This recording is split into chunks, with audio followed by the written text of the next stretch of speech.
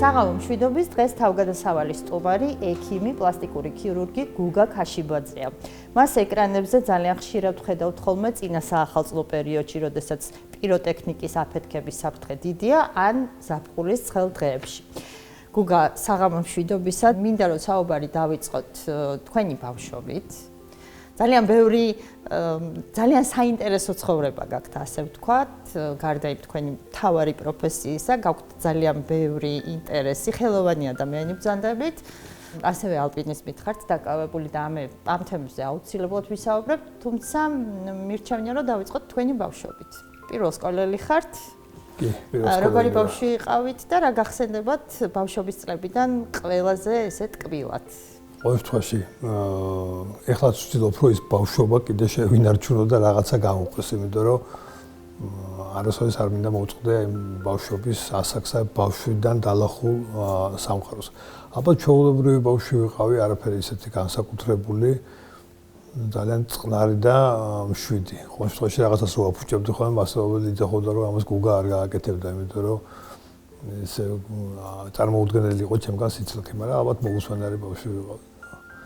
ყოველთვის ყველას ძალიან კარგად გვახსოვს ბავშვობის პერიოდი, ცხოვრობდით სოოლაკში, დავით მთაწმინდაძე მე სოოლაკში დავუმთავრეთ არაჩვეულებრივი სკოლა, პირველი საშუალო ხანდელი გიმნაზია. კი, დედამაც სკოლა დაამთავრა, დედამაც, ჩემადამაც, ჩემი უფროსი გოგოც სკოლაში სწავლობდა, რაღაცა ტრადიციას აქვს. ეს პირველსკოლელების ტრადიცია არის. ძალიან დიდი გავლენა, ეხლა ამ გადასახედიდან რა უყურებ, ძალიან დიდი გავლენა მოახდინა თვითონ შენობამ ყოველთვის ჩემზე, იმიტომ რომ რაღაცა ძალიან მოგზაურობდა, ცუდად ვერ მოიქცეოდი ისეთ შენობაში და ისეთ კლასებში და ისეთ სამასწავლებლოსთან მქონდა ყოველდღიური შეხება. ყოველთვის აი ძალიან ისეთი გავლენა მოახდინა, ბუნებრივია უკეთესობისაკენ. თითქოს ისეთი პერიოდი იყო, კომუნისტების პერიოდი იყო თავისი ოქტომბრელებით, პიონერებით, მაგრამ ბუნებრივია ბავშვობაში მაინც ვფიქრობ, რომ ყველაფერი კარგად არის და ეს არის საუკეთესო პერიოდი. სადღაც მოვისმინე თქვენი ინტერვიუ, სადაც ამბობდით, რომ კარგად არ ვსწავლობდიო. მე მეგონა, რომ სიცილქით იყო გამოწვეული და მოусვენრობით. რა იყო მიზეზი იმის, რომ კარგად არ სწავლობდით და არ მოგწონდათ, ის არ იყო საინტერესო ისაგნები, რასაც სკოლაში სწავლობდით? არა, სწავლობდი იმ საგნებს, რომელიც მაინტერესებდა, რაღაც მაგალითად, უბრალოდ კარგად არ სწავლობდი, თქვა ხუთიანები იშვიათად ვყავდა. ძალიან ბევრი სამიანი მყავდა, მაგალითად, სამხედროში, ყოფაქცევაში, ფიზკულტურაში, ხა ძალიან რთულია წარმოვიდგინო ფიზკულტურაში და სამხედროში და შრომაში სამიანი როგორ უნდა დაგიწეროს, მაგრამ ალბათ ზედმეტი სიცილქით მომდიოდა და მასწავლებელს ესემს სჭირდა. სტუდენტობის დროს კარგად ვსწავლობდი, შეიძლება ითქვას ხუთიანებზეც კი. ყოველ შემთხვევაში სკოლაში აი რაღაც ისეთ 4-იანს და 5-იანს საგნებს ნიშნებს დიდად არ დავსდებდი. თუმცა აი ზღაპრულად მახსენდება სკოლის პერიოდი. ვერც კი ვიხსენებ, რომ თქვა თულა უბრალოდ სკოლა გამეცნა, იმდენად ვერთობოდი და იმდენად კარგ დროს ვატარებდი. შატალზე არ დადიოდით ხოლმე. სკოლაში შატალზე დავდიოდით, მაგრამ თვითონ აი ხო იციან ხოლმე ბავშვებმა რომ რაღაც სიცხენეთა მქონდეს, ავად სახში დავისვენ და სკოლაში არ წავიდე. აი მაგეთ პერიოდს ვერც ვიხსენებ. იმდენად მიხარობდა სკოლაში სიარული. მეგობრობდით მასწავლებლებთან, პარალელურ კლასელებთან, უფროსებთანაც, უმცროსებთანაც, ერთმანეთთან, ყოველთვის აი ძალიან კარგად ვერთობოდი. გამორჩეული მასწავლებელი ხო არ გყავდათ სკოლაში? კი, ესე ჩამოსვლა შეიძლება გამიჭირდეს, მაგრამ მაინც ვიტყვი სვიტლანა სერგეევნა ფანგანი, ჩემი მასწავლებელიც იყო. რუსულის მასწავლებელი. ფიზიკურად იყო, აი არანორმალურად ძალიან ლამაზი და ესთეტიური ქალბატონი, აი რომელმაც აი მარტო თავისი გარეგნობით, ხმით, მანერებით აი ძალიან ზეგავლენას ახდენდა ბავშვებს. სხვათა შორის რამდენიმე წლის წინ შემხვდა ქალბატონის სვეტა რუსთაველზე და ისევ არაჩვეულებრივად გამოიყურება და ისევ ისეთი ლამაზია როგორც იყო. საოცარი თვალები ჰქონდა და ხმის ტემბრი აი ეს მანერები და ეს შეიძლება რუსული არ მესწავლა კარგად, მაგრამ აი ძალიან დიდ ესთეტიურ სიამოვნებას ვღებულობდი გაკვეთილებიდან. გუგა, მინდა რომ გაგვაცნოთ თქვენი მშობლები. დედა და მამა და თქვენი ოჯახის წევრები. დედა სამწუხაროდ გადაცვლილები არიან, დედა ნანა იაშვილი, ბიოლოგი, მიკრობიოლოგი, მუშაობდა ბავშვთა რესპუბლიკურ საავადმყოფოში მის დაარსებიდან, ალბათ ეს ექიმობასთან და თეთხალათთან რაღაცა ქვეცნობიერად ასოციაცია იმ პერიოდიდან მომდევს, იმიტომ რომ ძალიან ხშირად დავდიოდი დედას სამსახურში და ლაბორატორიის ეს ფინჯინანი, სუნები, რაღაც ეს ნაცხები, აი ყოველშვაში ესე ძალიან კეთილზღაპრად მახსოვს.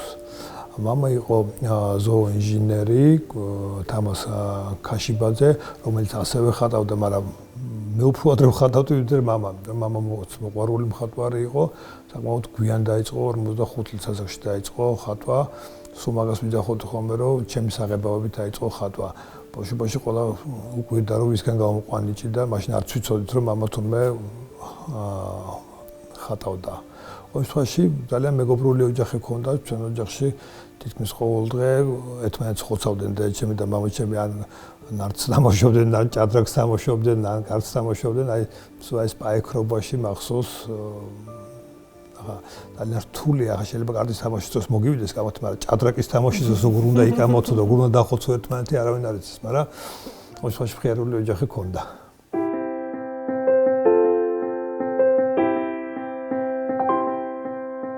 მეც არ ვიცოდი აღმოვაჩინე ახლა რომ ესე არაჩვეულებრივად ხატავთ და ანუ ბავშვებიდან ხატავდით.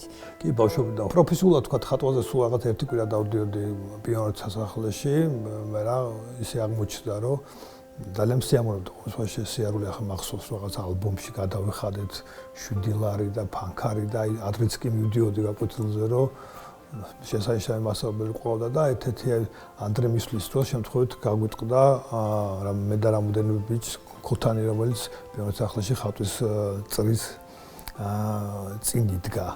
შესაბამისად რაღაც 45 მანეთით დავჯარებდით ეს ამბავში 15 მანეთი მოგვიწევდა და სახში ვერ ვთქვი რომ 15 მანეთი იყო მისატანი ამ ქოთნის საფასური და შესაბამისად რაღაც ვისულ ვარ ხატვის გაკვეთილზე. აი ესე აღმოჩნდი ყოველშვაში პროფესიული განათლების გვერდით. თუმცა მაინც აი ბავშვობაში და სკოლის დამთავრებისკენ რაღაც მქონდა სურვილი რომ მხატვარი გამოსულიყავი, სანამ ექიმობას გადავწყვიტავდი, იმიტომ რომ ექიმობა ძალიან გვიან გადავწყვიტე, აი მე-10 კლასში უკვე რომ მივხვდი რომ ექიმობა მინდოდა. ხო და აი როგორ მივხვდით მაგას ესეც მაინტერესებს. შემთხვევით მივხვდი, იმიტომ რომ ძალიან ბევრი მიმართულება მინდოდა, რაღაც ფიზიკის ფაკულტეტიც მინდოდა, გეოლოგიაც მინდოდა, აი ნუ ხატვა, ქანდაკება, არქიტექტურა და რაღაცნაირად არ ვიცი, შემთხვევით გულმა მიგანახა და კიდე კაი ავირჩიე ეს პროფესია. ხო, თუმცა ასევე სადღაც ამოვიკითხე, რომ რაღაც 3 წლის განმავლობაში აბარებდით.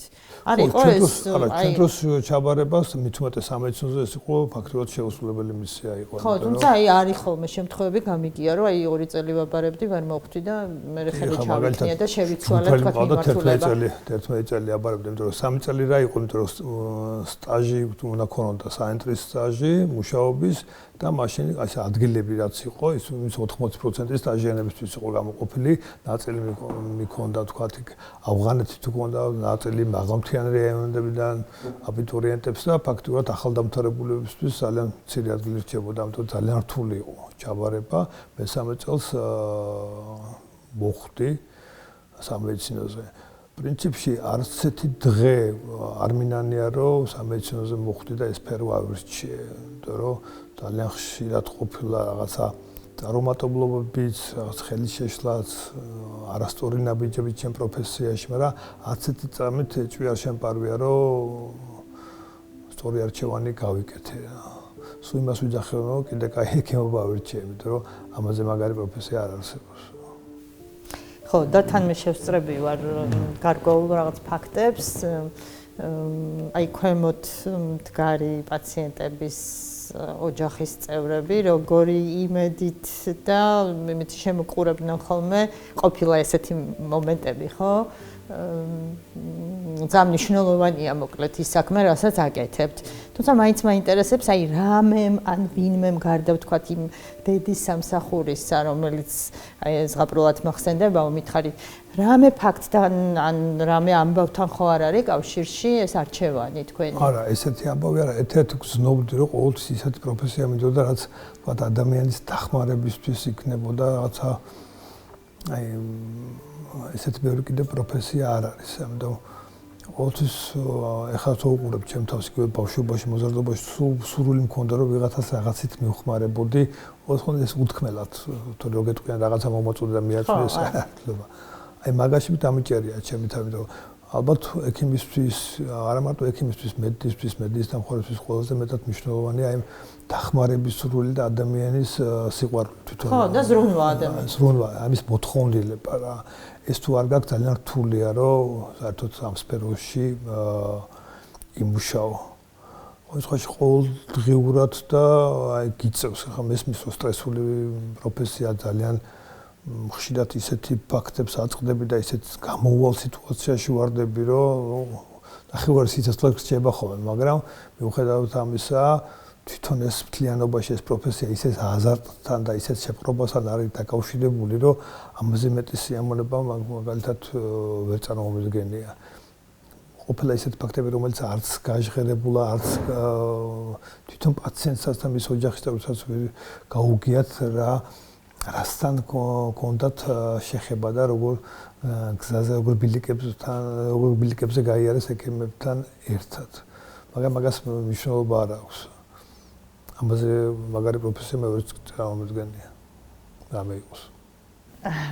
უნდა შემოგთავაზოთ აუცილებლად, ეს არის ფანტაბროწეულით, არაჩვეულებრივი გემო და რაც თავარია, ეს არის საქართველოში პირველად ამ გემოს პროდუქტი უგემრიელესია. თან ბროწეული ვისაც უყვარს მათთვის განსაკუთრებულად. ბროწეულში რამდენი მართვალია იცით? 365. რამდენი დღითაა წელიწადში? არ ვიცოდი სხვათა შორის. არა, ეხლა მოვიფიქრე.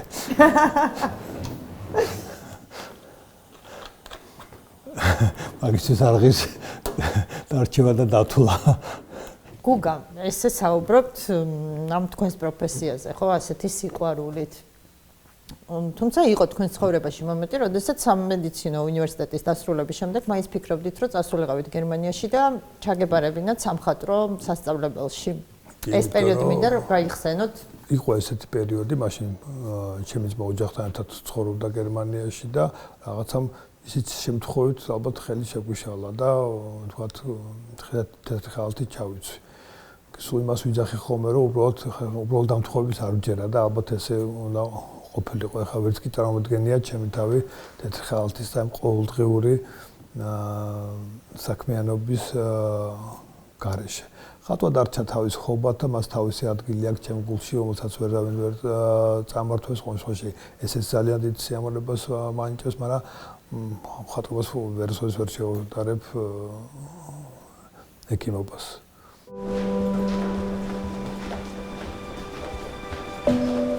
საკმაოდ რთული მიმართულება, აი ძალიან რთული მიმართულებაა და მე რაღაც ჩემი ოჯახის წევრის მდგომარეობიდან გამომდინარე, გახსოვთ ალბათ ის პერიოდი, საკმაოდ დიდი ხნის გატარება მომიწია კლინიკაში. დაახლოებით თვენახევრის და აი იმ თვენახევრის განმავლობაში ძალიან ბევრი ისეთი შემთხვევა შევესწარი. იყო ძალიან პატარა ბავშვი, იყო ოჯახი, რომელიც რაღაც ბევრი ადამიანი დაიღუპა და ვთქვათ ერთი წვა თქვენთან იმ პერიოდში. მოკლედ ძალიან ბევრი შემთხვევაა, ხო, ურთულესი და უმძიმესი. აი ემოციურად გარდა ვთქვათ იმ ყველაფრისა, რასაც ამ პაციენტებთან აკეთებთ, ხო, პროფესიულად ეხმარებით და უკეთებთ. ემოციურად აი როგორ უმკლავდებით ხოლმე აი ესეთ რთულ შემთხვევაში. ამას ვერ ეჩვევი. ხშირად ჩემი კოლეგებისგან ბევრისგან გამიგია, რომ ცივი გონებით შევდივარ საოპერაციოში და რაღაცნაირად ვახერხებ. ამ შემთხვევაში ვერც კი წარმოვიდგენია ემოციის გარეშე მივუდგე ეს არის რაღაცა ტრაგედიებს როგორ უნდა შეხვდე ემოციების გარეშე და როგორ უნდა მიეჩვიო, ან როგორ უნდა ის გრძნობები დაგიბლავდეს, ვერც კი წარმოვიდგენია. უბრალოდ შეიძლება ეს არ გამოხატო ესე ყოველთვის სახში არ მოიტანო ეს ყველაფერი, მაგრამ ბუნებრივია მოქმედებს ყველაფერი. თვითონ დამწობის ცენტრში ძალიან ხშირია ხოლმე სამწუხაროდ პირადი ოჯახური ტრაგედიები, რამოდენიმე კაცის ერთად დაზიანება, მე თან ეს არ არის ტრაუმა, რომელსაც ვთქვათ ერთ დღეში ან თუნდაც ერთ კვირაში მოაგვარებ. ყოველთვის გული წყდება ხოლმე იმაზე, რომ აი სწორედ ჩატარებული გარემო შეფასება და თქვათ გაუფრთხილებლობა რო არა ესეთ დაზიანებებს ვერ მიიღებდნენ.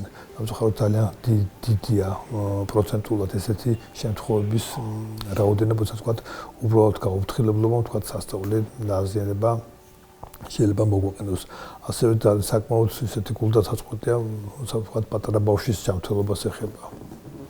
იმიტომ რომ ხშირად აი ცოტა მეტი ყურადღება, ცოტა მეტი დაფიქრება და ბავშვები გადარჩებოდნენ. ყოველთვის უნდა გვახსოვდეს, რომ ნებისმიერ ოჯახში ყველაზე სახიფათო ადგილი ეს არის სამზარეულო. ცხელი საგნები, გაზი, მჭრელი საგნები, სიმძიმეები, აქ არის ყველას გონია, რომ ყველაზე დახურული და ესეთი დაცული ადგილია ბავშვებისთვის და მოზრდილების, მაგრამ ყველაზე სახიფათო ადგილი ეს არის სამზარეულო. კი, ეგრეა ნამდვილად. გუგა, ყველა ჩემი ექიმს სტუმარს ვეკითხები, ყოველთვის თქვენი პირველი პაციენტი თუ გახსოვთ. და აი, თქვათ, ყველაზე დიდი გამარჯვებაც ასევე, აი, თქვათ, რთული შემთხვევის დროს, აი, იმედი რომ არ გქონიათ თუ გახსოვთ ეგეთი პაციენტი და გადარჩა და ყველაზე დიდი მარცხი თუ გქონიათ. პირველი პაციენტი მახსოვს, უბრალოდ მახსოვს მისი ბებია, იმიტომ რომ თვალისჩინი არ ქონდა ამ ქალბატონს და მახსოვს რომ უმღეროდა ხოლმე თავში თავწორ შვილიშვილს, აი ძალიან ისე ფილმივით იყო ეს ყველაფერი, ისე კადრებად მახსოვს ის ნერვიულობა, ის განცდა რაღაცა მე მგონი ბებიამ ესე ძალიან გამიხარდა რომ ყველაფერი კარგად დამთავრდა იმდენად აი იმდენად იმოქმედა ამ ისტორიამ და ალბათ არასოდეს არ დაგავიწყდება. ამ შემთხვევაში არიან პაციენტები, რომლებიც არასოდეს არ გავიწყდება. ეს არ არის აუცილებელი ყველაზე მძიმე იყოს და ყველაზე რაღაც გამორჩეული. უბრალოდ რაღაცნაირად ხო არიან რაღაც შეიძლება ეგრე თქვათ გავლენით შეიძლება გახსოვდეს წლების მერეც, მაგრამ არიან პაციენტები, რომლებიც რაღაცნაირად ძალიან სულიერ ისეთ კავშირს პოულობ ხოლმე ამ კუნალობის პროცესში, საერთო მიზანი გაქვს, საერთო თავგადასავლები გაქვს, საერთო რაღაც განცდები გაქვს, რომ ეს გაწერის მერე და დაშორების მერე ეს კავშირი რაღაცნაირად არ წყდება და მოყვება. აი ხა რაღაცა გამარჯვებებზე რაღაც მერიდება კიდევაც თქვა, ესეთი გამორჩეული ერთი პაციენტი არ ყავს, მაგრამ ყოლია დაუჯერებელი შემთხვევების მონაწილეც ყოფილი. მე არა რაღაცა აი დაუჯერებელი შემთხვევების მონაწილეც ყოფილვართ 9 წლის ბიჭი, რომელიც მაღალი ძაბვის ბოძზე აძვრა და წარმოუდგენლად რთული დაზიანება მიიღო 40 წუთის განმავლობაში იყო ამ მაღალი ძაბვის ქვეშ, მე რამოდენიმე კლინიკა მოიარა, სანამ ჩვენამდე მოხდებოდა 13 ოპერაცია გაკეთდა, ორივეზე მოკიდური გაკეთდა, ამპუტაცია მოხდა სამწუხაროდ, მაგრამ გადარჩა გიორგი. არასოდეს არ დამოიწყდება დედის სიტყვები, როცა მას უთხარით, რომ ორივეზე მოკიდურის ამპუტაცია ჭირდებოდა, მან გითხრა, რომ თავარია გიორგი გადარჩეს, მისი ხელები იქნებიან მისი დედმამიშვილები, დები და ძმები. გადარჩა გიორგი. გინდა არ გინდა, ოსა ესეთ რთულ დარგში მუშაობ, ყოველდღიურობა ესეთი რაღაცა განსაკუთრებულად რთული სიტუაციები და თვალყურს ადევნებ, როგორ ხდება ამ პირველი წუთას როგორ იქცევა პაციენტი, რაღაცას მე შეგუების პერიოდი როგორ აქვს, აი რაღაცნაირად ყველაფერს ძალიან მოქმედებს. მაგრამ მასთან ერთად გამარჯვებას არაფერი არ ჯობია. მაგისთვისაც ხვდები, რომ აი ესეთ სუსტებისთვის გიღირდა ყველაფერი.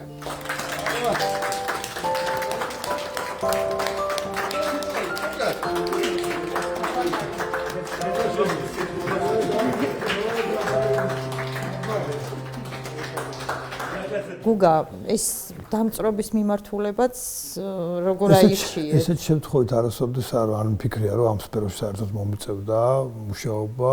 ბატონი ბესიკიაშვილი, დედაციაშვილი ბატონი ბესიკის ჩორეული ნაცავი ვიყავით და დედამ მიმიყვანა და აი მაშინ მივხვდი, რომ ზუსტად სწორედ ავირჩიე, იმიტომ რომ ნებისმიერ პროფესიაში უდიდესი მნიშვნელობა აქვს მასწავლებელს, იმიტომ რომ ბატონი ბესიკის მოსწავლეობა ცალკე პატივი იყო, თვითონ იყო დარგის ფუძემდებელი, ეს თვალში მარტო მასწავლებელი არ იყო, ჩემი ფაქტობრივად მეორე მამა იყო და მისგან მარტო ექიმობა არ მისწავლია.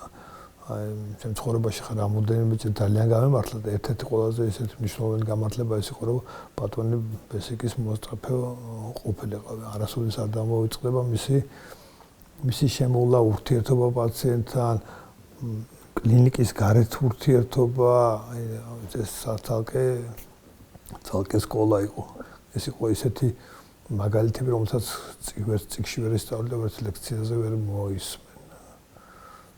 ასე რომ აი მართლა დიდი პატივი იყო ბატონი ბესიკის ქვეშ მუშაობა. ეხლა რაღაც მომენტებში ავიწყდება ხოლმე, ცოცხალი არ არის და რაღაც შემთხვევა რო არის ხოლმე, ამას ფსიქოლოგს ვკითხავ, ჩემ თავს უტყდები ხოლმე, ვკითხავ, მაგრამ საკმაოდ დიდი ფუფუნებაც ჰქონდა, იმიტომ რომ 93 წლის ასაკში გარდაიცვალა და ბოლომდე ჩვენს გვერდით იდგა, ჩვენი პაციენტების გვერდით იდგა და სულ მაგაზე ვფიქრობ და ნერვიულობ, რომ ეს დამწრობის ცენტრის სახელი და ის თამასა ოდნავ მაინც ქვევით არ დავწიოთ, რომ ძალიან დიდი პასუხისმგებლობაა ბატონი ბესიკის მერე გაუძღვე დარგს. ლეღვის ნახარშიც დავიწყოთ. მისი მოხარშვა და დიდ ფართობზე წასმა ძალიან სერიოზულ დაზიანებას იწვევს. ახალი წელი ჯერ არ დამდგარა, უკვე რამოდენიმე ათეული შემთხვევა დაფიქსირდა ვერკებით და მასშტაბებით გამოწვეული დაზიანებით. გადაცემის დასაწყისში აღვნიშნე, რომ აი ხშირად გიწევთ თქო გამოჩენა, წინას საახალწლო დღეების დროს, როდესაც ეს პიროტექნიკის გამოყენების შედეგად ძალიან ბევრი ადამიანი სამწუხაროდ ზიანდება და ეს პიროტექნიკა ერთხელ და საბოლოოდ რატომღაც არ აიგრძალა ამ ქვეყანაში, მხოლოდ აქციებზე გამოყენება აკრძალეს და ასევე ზაფხულის ცხელდღეებში, ჩემ ფავორიტი არის მაინც ეს ლეღვის ნახარშით მიღებული დამწრობა. თუმცა ამ თემებზე მგონია, რომ ალბათ სახალისო ისტორიებიც ამ ცუდთან ერთად ყოფილა. პაციენტთან ერთად დაკავშირებული სახალისო ისტორია ძალიან რთულია, ახლა მოყვა კიდევაც, მაგრამ 12 წელი გაძლო ამ ბჭყალებში ამ ტრადიციამ ლეღვის ფოთლების ნახარშის. ბოლო 2 წელი აღარ ქონია შემთხვევა და ძალიან გვიხარია, მაგრამ 12 წლის განმავლობაში წლიდან წლამდე ყვავდა მსგავსი პაციენტები. აუხსნელია ჩემთვის და ალბათ ყველასთვის. უცხოეთში კოლეგებისთვის ვერც ვეკითხებოდი, იმიტომ რომ შემდეგ კითხვა იქნება, რომ რატო უნდა მოინდომოს ახალგაზრდა ადამიანმა საერთოდ ლეღვის ფოთლები მოხარშვა და წაისვა თან ბუნებაში არ არსებობდა თქვა პრეცედენტი, რომ თქვა ვინმე ამირანმა წაისვა და რა ლამაზი რუჯი აქვს ამირანს და გაგიჟდა ყველა ისეთი ფერია ამირანი. იმიტომ რომ მისი წასვლა, დამწრობა და თან უამრავ მეთოდს მიმართავდნენ, ზოგ ეგონა რომ ცხელს ისმევდნენ და მაგიტომ იწვევდნენ მასივარში აცივებდნენ, ზოგი სპეციალურ პატარ დეზოდორებში და ისხურებდნენ, რომ თანაბრად გადაწილებული იყოს სხეულზე და აკითხათ. და ეს იყო ყოველწლიურად თქვენი კომენტარი, რომ ეს არ შეიძლება, მაგრამ ეს ადამიანები ბოლო 2 წელია შარშან ყავდა 2 პაციენტი, რომელიც ლეღვის ხეს უჭრიდნენ, ელექტროხერხით უბრალოდ ნახერხი შეეყარათ და იმით მიიღეს დამწრობა. ეს არ ითვლება ეს რუჯის მიღების მიზნით ნამდვილად არ უქნიათ. თუმცა სულ არის რამოდენიმე მცენარე ხმაურულ არ დავასახელებ, რომელიც ესეთ ქიმიურ დამწრობას იწვევს, რომელიც თქვა კავკასიის და საქართველოს რეგიონში მოდის. ხმაურულ არც ვიტყვი, იმიტომ რომ ვინმეს კიდე თავში აზრად არ მოუვიდეს მისი მოხარშვა. მახსოვს ის გოგონა 15 წლის გოგონა იყო ეს პირველი პაციენტი, რომელიც ალბათ უფრო დიდი იქნება, ალბათ მრავალშვილიანი დედა იქნება. ჩემთვისაც რო უყურებ ხოლმე პირველი პაციენტებთან რაღაც ინტერვიუებში. აი, გეხვეწებით, რომ გაიხსენოთ. არა მაგდა ისეთი შავი ულოშებით. გეხვეწებით მინდა რომ გაიხსენოთ, აი, როდესაც ლეღვის ფოთლის ნახარში დამწვარი პირველი პაციენტი მოვიდა. არც გამოცდილება ქონდა რაღაც დერმატოლოგები ჩავხდეთ, რაღაც ვიღაცა რამე ხო არ გამოგვეპარა, ხო არ ვიცოდით, ამ გოგონას ვეკითხებოდით, რომ ვინმე ხო არ უბძგამ მინდა არიგა რატო გაკეთდა რაღაცა, მაგრამ აი როგორც კი არაფერი ესე მოიფიქრებოდა, ფოთლები მოხარშეოდა, ნაყენი გადავისვრო, რაღაც განსაკუთრებული ბრინჯაოსფერი რუჭი მქონოდაო. რატომ მაინც ლეღვის ფოთლები? ვერ გეტყვით, საუხსნელი იყო და ეს დარჩება ალბათ კიდევაც საუხსნელად, მაგრამ როგორც კი ეს ფაქტი თვითონ გაშუქდა, აი ეს ჩართვის მექანიზმი და მეორე დღეს, მესამე დღეს მე პირველი 2 წელი იყო ესეთი განსაკუთრებული შემოტევა დამწრობის ცენტრზე. ძალიან ხშირად მალავდნენ კიდევაც ამას, მაგრამ ჩვენც იმდენი გამოცდილება დაგვიქროვდა, რომ თქვა უკვე ჩანდა არჩევდი, ხა რითი არის დამწრობა მიღებული, იმიტომ რომ თავის სპეციფიკა აქვს ამას. მას არ ჭირდება ლეღვის ნახარშის წასვლას მზე, თვარეზეც კი, თვარის სინათლეზეც კი, დამწრობას ქიმიურად ძალიან აქტიურია და კანს აზია.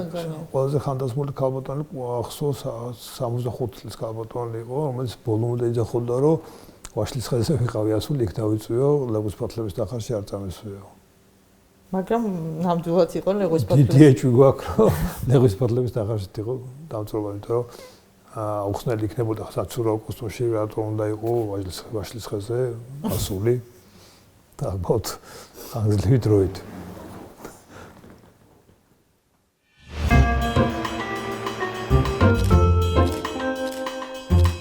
სას ვაგზელებთ კილიმანჯაროც გამოჩნდა, ამოვედით, დღეს დავუშვებით 3900-ზე. მინდა აუცილებლად ვისაუბროთ თქვენს კიდევ ერთ გატაცებაზე, ალპინიზმი. როდიდან დაიწყეთ ექსპედიციებში სიარული? საკმაოდ გვიან, 45 წლის ასაკში დავიწყე სიარული, მიუხედავად იმისა, რომ დედა პირველ თანრიგოსანი იყო და ალპინისტი იყო. აი, საერთოდ არ ქონია შეხება რაღაც არც ყავდა არც მეგობარი, არც თქვათ მეზობელი, ვინც დადიოდა და მასთან ერთად არც სწავლის პერიოდში 45 წელსაკში დავიწყე ესე შემთხვევით ჩემ მეწყვილე ახლა ვინც არის როსტომი თალახაძე დაიწვა მთაში კოცონი და მოეკიდა ცეცხლი და მაშინ გავიცანი როსტომი ჩვენი პაციენტი იყო დამწრობის ცენტრში იწვა და მაშინ იქიდან დავმეგობრდით მე და როსტომი და წლების მერე ეხაც მეგობრობთ რა თქმა უნდა და მასთან ერთად გიდობა გამიწია და დავიწყე მთაში სიარული. და პირველი მთა რომელი იყო? პირველი იყო გუდაურის გვერდით არის იაკობ გოგებაშვილი, დედაენა ესე ქვია, 3300 მეტრია, ზღვის დონიდან ულამაზესი მწვერვალია. აი დღესაც კი მახსოვს ის ემოციები, რაც იყო დაკავშირებული, აი ძალიან მაღლა ვიყავი და ძალიან დიდ სილამაზეში ვიყავი. პირველ დღეს ვერავდით, მერე კარავი გავუშალეთ და მეორე დღეს მოხდა. ხო, მაგრამ აი ჩვენი გადაცემის სტუმარი იყო ბატონი ბიძინა გუჯაბიძე და როდესაც ესე მიდიხარ ექსპედიციაში, ხო, ეს ფიზიკურადაც უნდა შეგეძლოს, ხო? ანუ ეს თაზეცოცხლო არ არის ესეთი მარტივი. არა, რა თქმა უნდა, უნარჩვევები სწორად უნდა ქონდეს მარშრუტის ერჩეული, ვისთან ერთად მიდიხარ, ძალიან ნიუანსები თაში არ არსებობს. ბატონ ბიძინას არის უსაყვარლესი და უდიდესი მთასვლელი ჩვენი თაობის მეგობრობთ და თაშეთ მას ხვდებით ხომ ერთად. ვთქვათ საქართველოში სამუდამო მწვერვალი მაქვს აკეთებული მყინვარწვერი, დეთნულდის ცდილობა ლაილა ასევე თიკანაძე ჭაუხებში და უშუალოდ ეს იმხელა სიამოვნებასთან და იმხელა აზარტია რომ აი თქვენთვის რა არის? აი ემოციურად არის ის რომ აი თითქოს ვიცნობ მე ჩემ თავს ჩემ პიროვნებას, მაგრამ ყოველთვის ხვდები რომ მთაში წასვლის შემდეგ კიდე მეტად მე თვისებებს ხედავ ხოლმე ჩემ თავში და კიდე მეტად უღრმავდები ჩემ თავს. ძალიან დადებითად მოქმედებს. ყოველი მწვერვალის მე არ აქვს მნიშვნელობა ავალ თუ ვერავალ უკეთესი ხვდები და უფრო კარგი ვარიანტი ხვდები ჩემი თავის. ეს არ არსებობს პრობლემები, რომელიც თქვა აქ დავტოვე და რაღაცა წარმომავლად მეჩვენება, ისე დაპატარავდება და ისეთი იოლად გეჩვენება, რომ აი ყველანაირად გეხმარება ეს თვაში სიარული. ეხლა ბოლოს ვიყავით იანვარში კილიმანჯაროზე, მე და ჩემი მეგობარი 12 კაციან ჯგუფთან ერთად მაქსიმაღლაზე მართლა არასოდეს არ ვსულვართ 5890 მეტრზე ვიყავით 10 დღიანი ექსპედიცია იყო წარმოუდგენელი ემოციებით ჩამოვედით იქიდან. გაუმარჯოს დღე მე-6-ე ამოვედით ბანაკში 4600-ზე ესაც ჩვენი მეშვიდე ის ბოლო აგვიგვინეთ პატარა გოგომ დამაბარა რომ ეს სათამაშო გუყავს და იქნება წაიყვანო და აიყვანო და უკან ჩამოიყვანო და შეუსრულეს სურვილი ყავდა აყვანილი და უკანაც ჩამოუყვანე ფეფო მე შევძელი მაგ აგერარი ენი კუსანა ამოიყვანე კილიმანჯაროზე და უკან მომყვანე გუგა თქვენ იმ პროფესიას წარმოადგენთ რომელსაც სამუშაო გრაფიკი ფაქტობრივად არ აქვს. დღესასწაული დაბადების დღე, ახალი წელი, აღდგომა, ну, რა ვიცი, არ არსებობს ესეთი დღეები, ხო, თქვენთვის თუ არის მძიმე პაციენტი, შეიძლება არც დილა არსებობს, არც შუადღე საღამო გამთენია და ასე შემდეგ. ძალიან არაადამიანური რეჟიმია. თქვენი ოჯახის წევრები, თქვენი მეუღლე აი როგორ შეეგუა ამ რეჟიმს? ძალიან გამახრებ ძალიან მიადვილდება მეუღლეს ქიმია, თაკოც უბრალოდ ფარმაცევტულ კომპანიაში მუშაობს, უფროსი გოგოც მომავალი ქიმია, მე-6 კურსია და დამთავრებს, ასე რომ ვთქვათ, მაქვხრივ ოჯახში იდილია გვაქვს. თუმცა ხანდახან იცინიან კიდევ მაშინ მახსოვს თაცმელზე ვცხოვრობდით ქუჩაში what მეძინა და ქუჩაში სასწრაფოს ხმას გავიგეთ, ამოხდებოდა ხოლმე და მეუღლე მეუნებოდა რომ სახში ხარ ხარ არის აუცილებელი ყველა სასწრაფოს გაეკიდაო. ყოველ შემთხვევაში ეს რაღაცნაირად გიმუშავდება, სულ ამას ვამბობ ხოლმე რომ არ არის აუცილებელი ხალათი გეცვას, ექიმი ისეთი ექიმი უნდა იყოს რომ ხალათის გარეშეც შეძლო ადამიანების დახმარება კი ექიმად უნდა რჩებოდეს, როგორც აი კაი ოფიცერს ეთყობა ხოლმე რომ მუნდრის გარეშეც მიხვდები რომ ოფიცერია ისე უნდა იყოს რომ ექიმის ხალათის გარეშეც ექიმი უნდა ხო მაგრამ აი როგორ ანაწილებთ ხოლმე დროს ეგეც ძალიან მნიშვნელოვანია ხო ოჯახი მეუღლე შვილები როცა თქვათ ადამიანს ძალიან უჭირს ხა მისთვის აუხსნელი ახლა უკითხია თქვათ კვირა შაბათია ხო კლინიკაში ხარ ღამეა ხო კლინიკაში ხარ აღარ წარმოუდგენია თუ შეიძლება კლინიკაში არ იყო და თქვათ სადღაც კიდე სუფრაზე ან რაღაც ისე იყო დასასვენებლად იყო არა, ну, ყოველშვაში ექიმობას რო ირჩევდა ამ პროფესიას რო ირჩევ, იმასაც უნდა ხვდებოდე, რომ თქვათ უამრავ ადამიანს შეიძლება დაჭირდეს შენი დახმარება და რაღაც გარკვეული მიმართულების მიცემა და ამის გარეშე ბუნებრივია არ გამოდის. აი თაკო ახსენეთ და გოგოები ბარბარე და ეფემია. პეპო, ხო, პეპო. რაღაც დიდი სხვაობაა გოგონებს შორის. 15 წელი სხვაობა, სხვა თაობა არის პრინციპში ესე გამოდის, მაგრამ თოს მეზობელმა მკითხა რომ ეს პატარაო თქვენი შვილი ყოფილა და შვილი მეკონაო.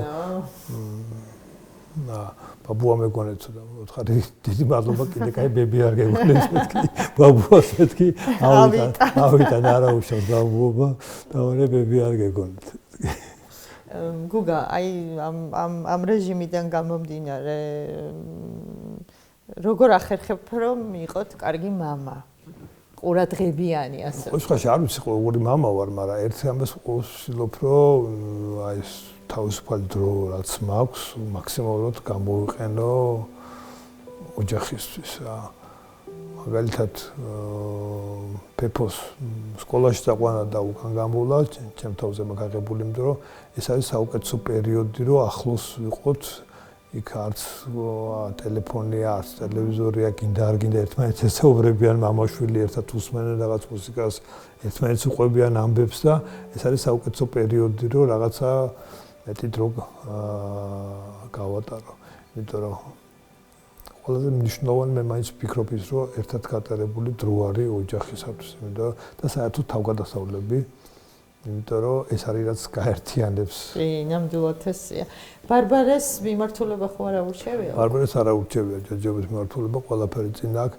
ფოტოშორის რო გადაწყვიტა სამედიცინოზე ჩაბარება მახსოვს ეგ რო გვითხრამეს და თაკოსაც და ისიც მახსოვს როგორ გაგვიხარდა ორივეს, იმიტომ რომ ჩემზე ბედნიერი კაცი არ იყო, თუმცა შემიძლია თქვა რომ არანაირად არ ჩავრეულ ვართ მის პროფესიის არჩევაში, იმიტომ რომ ისაც რთული პროფესია და კიდე ვიღაცის ხათრით და სულ მაგას ვიძახი ხოლმე ეს ცხოვრება არის ისეთი ხანმოკლე და ისეთი აი ერთი თვალის დახამხამებაა და ისე გარბისწლები და კიდე ვიღაცის ისეთი რჩევა მიიღო რომ არასასურველი პროფესია ამოირჩიო იმას შეწირო შენ მთელი ცხოვრება ნუ ეს არის აღმოაჩინო სადღაც რომ ეს არ არის შენი დართულია ან თქვათ ვიღაცის ხათრით ვერ იმუშავე ხო ნების მარტო ექიმობა ნებისმიერ ხა რომ მითხრან რა თქვათ რაღაცა ინჟინერად უნდა იმუშაო ჩემი ნების საწინააღმდეგოდ ეს არის წარმოუდგენელი. გუგა, თაკოზე მინდა რომ აუცილებლად გკითხოთ, რამდენადაც შესაძლებელია, მინდა რომ ახლოს გაგვაცნოთ უფრო და თქვენი სიყვარულის ისტორიაც, რაც შეიძლება რომ მომიყვეთ. ჩვენ შორის სხვაობა არის 9 წელიწადი, 3 წელი ხვდებოდით ერთმანეთს და გქონდა სიყვარული. თაკო მუშაობს ფარმაცევტულ კომპანიაში, ხანდახან კი არა, ჩემზე დატვირთულიც კი არის ყოველ შემთხვევაში. ჩემზე გვიან მოდის ხოლმე სახლში. ერთ-ერთი შემიძლია ვთქვა, რომ არა მარტო მასწავლებელში, მეუღლეში ძალიან გამემართლა, იმიტომ რომ ვერც კი წარმომიდგენია სხვანაირად ეს ყველაფერი ყოფილიყო. სად გაიცანით? ხო, გავიცანით ერთმანეთი სამედიცინო კონფერენციაზე, ეს იყო ფოთში, მალთაყვაში სამედიცინო კონფერენცია, მაშინ თაკო იყო სტუდენტი, მე უკვე ექიმი ვიყავით, აი მაშინ გაცნობა ერთად რაღაც შეხვედრა იყო, შემდეგ კონფერენციაზე აუცილებლად იმ მიზნით წავედი, რომ იქ თაკოც ალბათ შევხვდებოდა, ეს იყო ბაკურიანში და აი უკვე ბაკურიანში გავიცანით, იმიტომ რომ ძალიან კარგად მახსოვდა თაკო ამ პირველი კონფერენციიდან ისიც მახსოვს თაკოს მეგობარი იყო ძალიან დამწვარი მზეზე და მომადგენდა იქ რაღაც კრემი და რაღაცა ქონდა და სულ ის მახსოვს ეს მეგობარი ოთახში ყავდა და თვითონ ზღვაზე იყვნენ გავარნილები და საწყალი გოგო თავსაც ვერ უვლიდა და ესე მიტოვებული ყავდათ დამწვარი დახროპული. გუგა, უღრმესი მადლობა. პირიქით მადლობა თქვენ და ისეთი ლამაზი სათაური აქვს. თავგადასავალი რომ გინდა არ გინდა მოგინდება ყურება. დიდი მადლობა, ძალიან დიდი მადლობა. მადლობა და ბევრი წარმატება და ბევრი გამოჯამრთელებული პაციენტი თქვენ. დიდი მადლობა.